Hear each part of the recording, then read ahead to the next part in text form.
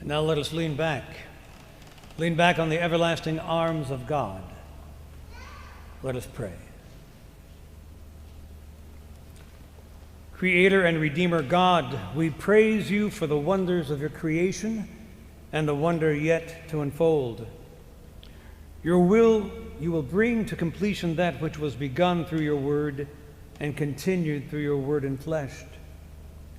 While we yearn and wait for what we do not yet see, we hold fast to the vision of a new heaven and a new earth, the day when Christ's reign of love and peace and justice and righteousness is here, as in heaven, in all fullness. And as we wait, help us to faithfully watch and pray and worship. Lord, our world is fractured, our nation threatened by pandemic and distrust. Be with our president that he may lead. Be with our president-elect that he might prepare.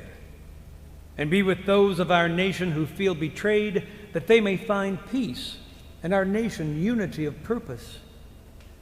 Lord, we find hope in the service of those who have served our nation and have secured peace in their time.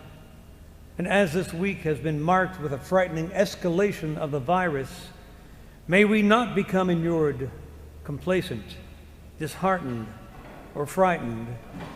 May we be prudent and aggressive in our care for ourselves and for others. Lord, be with those who have suffered loss, especially Diana at the loss of her grandfather.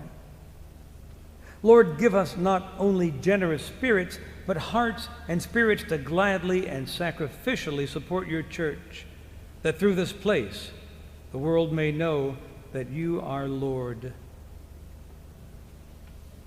Amen.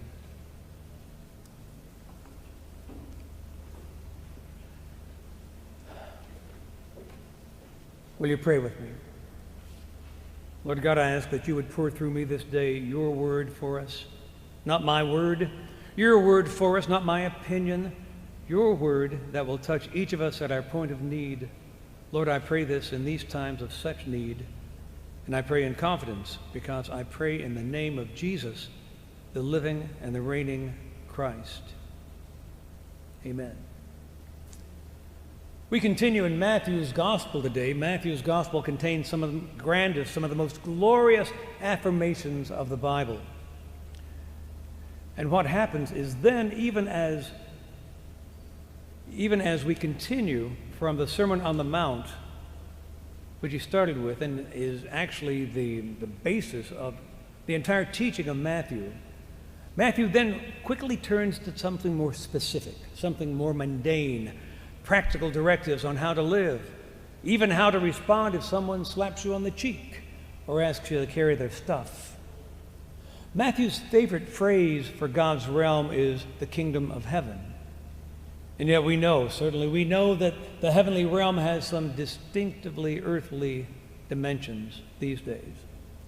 In today's gospel, Jesus specifically uses the word church. And he gives some very specific instruction on how we are to behave as church. You know, Jesus, the incarnate, the enfleshed God, refuses to lead us into some heavenly realm, some heavenly place, and leave us there. So, Jesus gives us practical instruction on how we are to act in the church and as the church. You see, we, God's people, are accountable not only to God, but to each other. To be manifest agents of God's justice and mercy towards each other. To that end, I'm going to ask Tim Killen, who will read our text.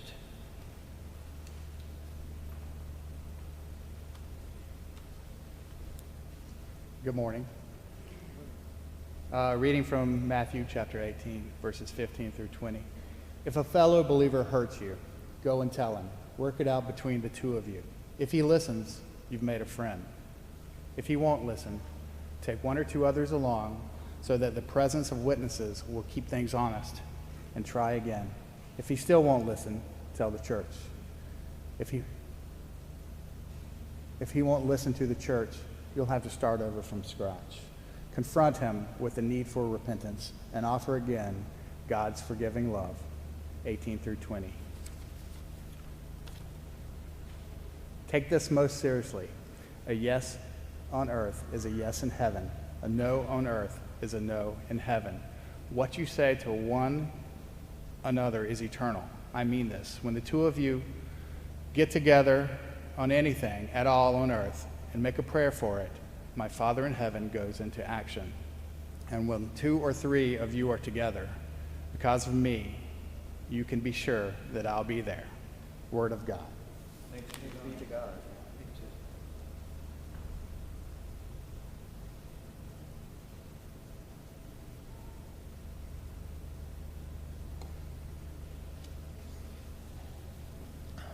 Our text today is about reconciliation and restoration. In today's gospel, Jesus says there will be disagreements, there will be hurts, there will be wrongs committed in the church. And when that happens, you are to care enough about your sister or brother to act, to respond in love, to set things right. Now, this is a word to me in the church. How about you? You know, sometimes I find myself, I'm guilty of thinking, boy, I wish this is hard. This is hard, and I wish we could get beyond all these meetings and dealing with each other and get on with the real business of the church. But consider this. Maybe getting along with one another and settling our disputes in a Christ-like way is the real business of the church.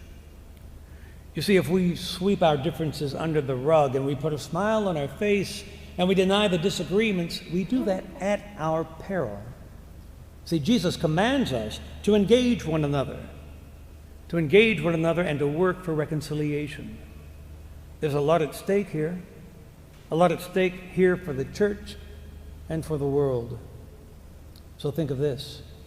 Maybe the time that some of you spend here serving on committees, or organizing tag sales, or putting together receptions to care for the grieving, or weed whacking, or scraping the windows, or leading Zoom meetings, giving of yourself and your gifts.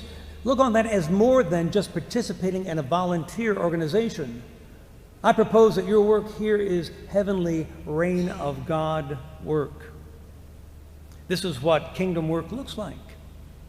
You know, if only we could be the spotless bride that Jesus thinks we are. And still, when the world points to the irrelevance of the church, to the boring nature, they would say, of the church, I want to say this. Well, true. Okay, and if Jesus, the incarnate Christ, would die for a bunch of losers like us, then there's more than enough hope for you too. And then I would say, come and join us.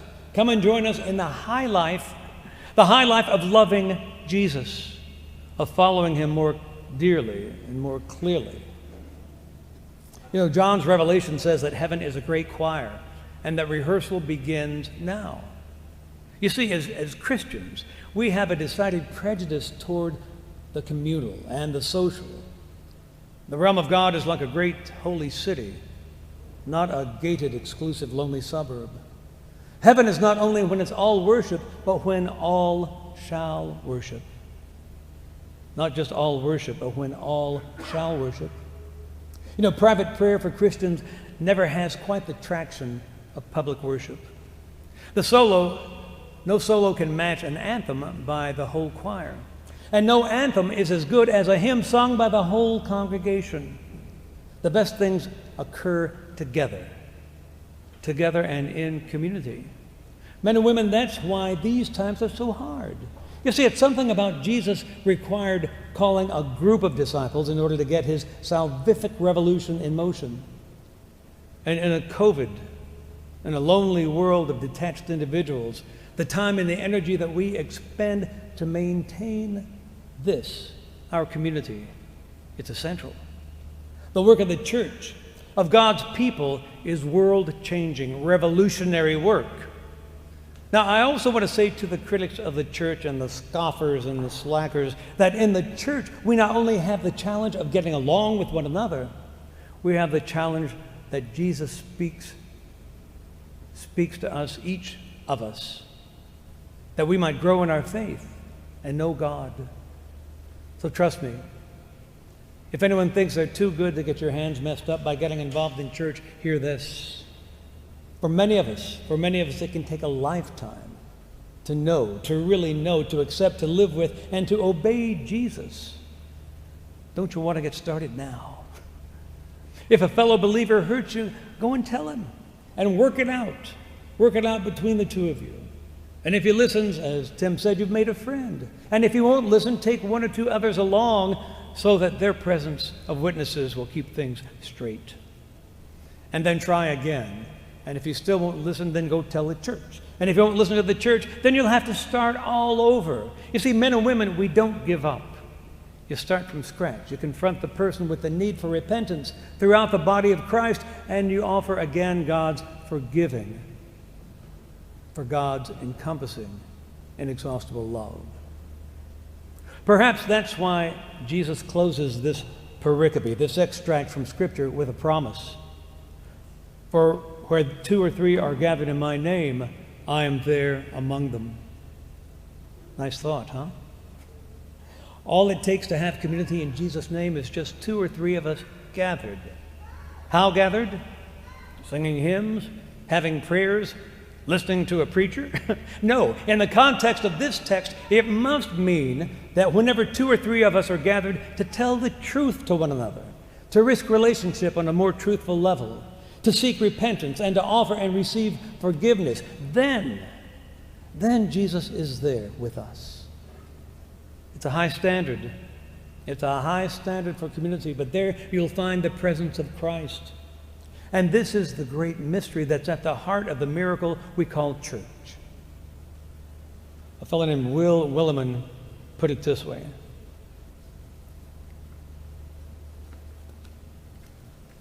Will said, "It's therefore our joyful ecclesiastical election and vocation to tell the world its true situation now, that Jesus Christ has planted his banner on enemy territory and announced that he is willing to do whatever is necessary, has announced that he, our living God, is willing to do whatever is necessary to get back what belongs to God. And the primary way that God has chosen to take back the world, God's main means of saving the world, is through you. And you. And you. And me. The poor old bride of Christ. The church. In the name of the Father, and the Son, and the Holy Spirit. Amen.